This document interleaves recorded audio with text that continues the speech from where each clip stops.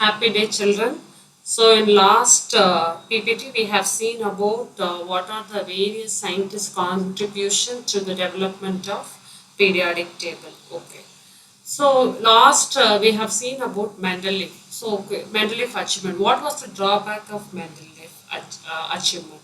One thing is that he couldn't assign position to the hydrogen. We know that hydrogen is the first element. Okay, it reacts with the alkali metals, and at the same time, hydrogen it can also react with the this one group 17, fluorine, chlorine, bromine, iodine. So the correct position of hydrogen still now it is not assigned. So that was one of the drawback.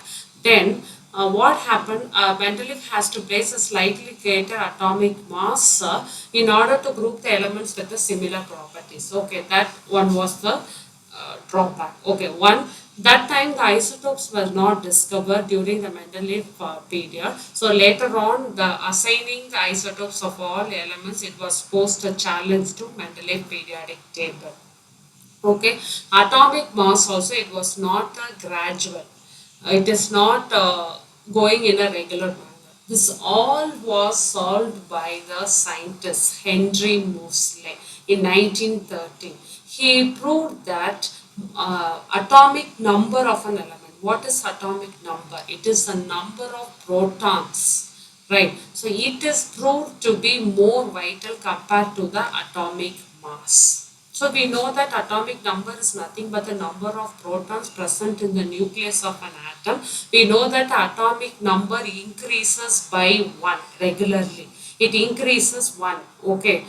So he revised Mendeleev periodic law taking atomic number as basis of modern periodic table. So according based on the revised modern periodic law, the properties of element are periodic functions of their atomic number. So when the elements are arranged in the order of increasing atomic number, all the problems posed by Mendeleev it got its place. Cobalt and nickel based on the atomic number, it's not a problem. It find its place. Okay. So isotopes also when it is arranged in the order of increasing atomic number, we know that the same how will it define the isotope? It will have the same atomic number but different mass number. So when it is arranged in the increasing atomic number, all the drawbacks of Mendeleev's have been solved by the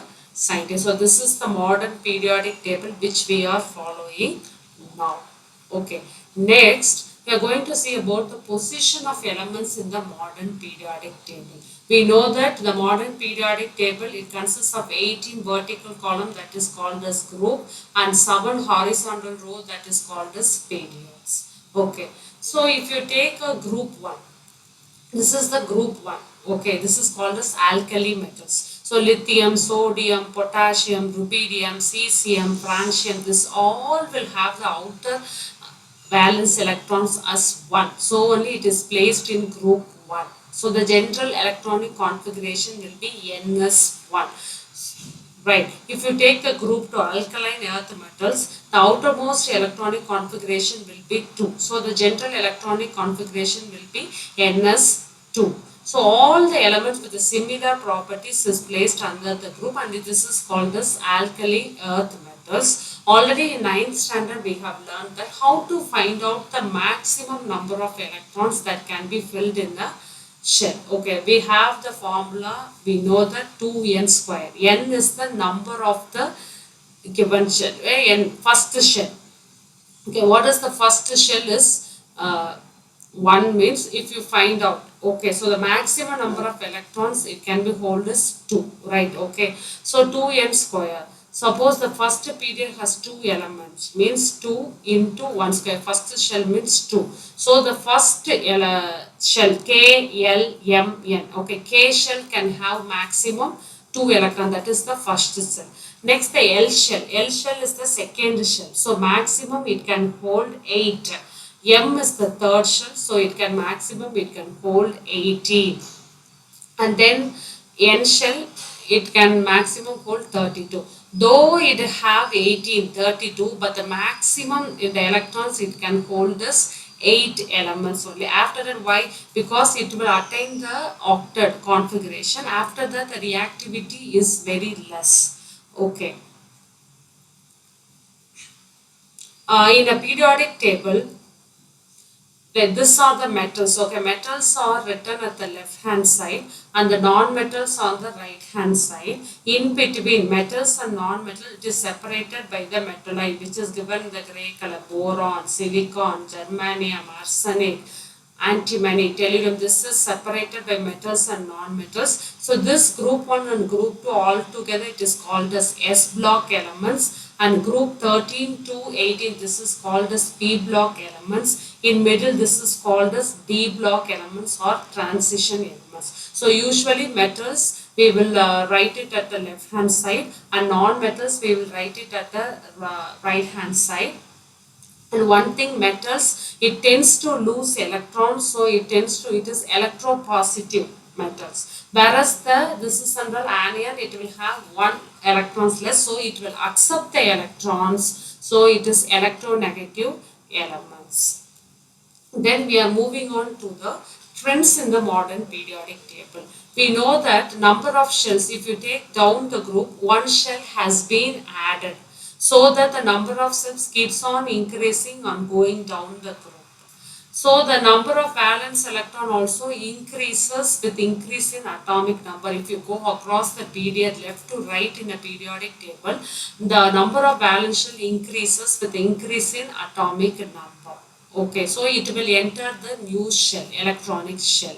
Suppose atomic size, if you go from left to right across the period, atomic size decreases. Why? Because due to the increase in nuclear charge, so that it will pull the electrons closer to the nucleus, so that the atomic size decreases. Whereas in the down the group, atomic size increases because it is further away from the nucleus. The distance between the outermost electron and nucleus increases, so automatically a new shell has been added, so the size, the distance between the outermost electron and nucleus increases, so that the atomic size increases down the group. Okay, this is very important. Atomic size decreases when you go across the period left to right in a periodic table, because the nuclear charge increase, it tends to pull the electrons closer to the nucleus. Whereas if you go down the group, extra shell, new shell is being added, so that the distance between the outermost electron and nucleus increases, so there will be the increase in the size of the atom, so that the atomic size increases down the group. Okay, next, the metallic character. We know that the metallic character decreases across the period. What is happening? The tendency to lose electrons, it decreases because it needs more electron to remove the because the nuclear charge acting on the valence shell electron increases across the period, so that this will decrease the tendency to lose electrons. So the metallic character decreases across the period, and non-metallic character accepting the electron, gaining the electron, will increase. Okay, so down the group, the effective nuclear charge decreases, so that it will increase the tendency to lose electrons, so that the metallic character increases down the group, whereas the non-metallic character decreases down the group. So these are the different trends in the modern periodic table.